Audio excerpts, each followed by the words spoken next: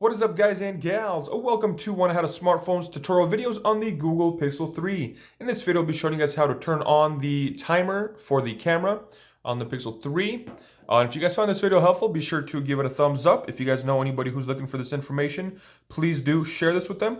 So first thing we're going to want to do is go into our camera. Once we are in camera, it'll only work in two modes, in the camera mode and in the portrait mode. It does not work in the panorama mode. So what we're going to want to do is look for the little icon. This on the portrait, this is the second one in.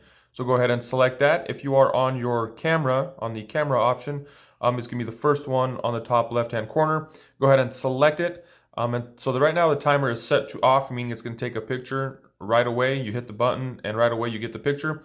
The next one is set for 3 seconds. Once you hit the photo button, it takes 3 seconds with a little countdown with little ticks to let you know it's taking a picture. And then the last one is set for 10 seconds. So let's say you're trying to take a big group family picture and you have nobody take it. You can set your phone up on a tripod and set this to 10 seconds, hit go, run into your position, and it will take a picture of the full group. So that's how you turn them on.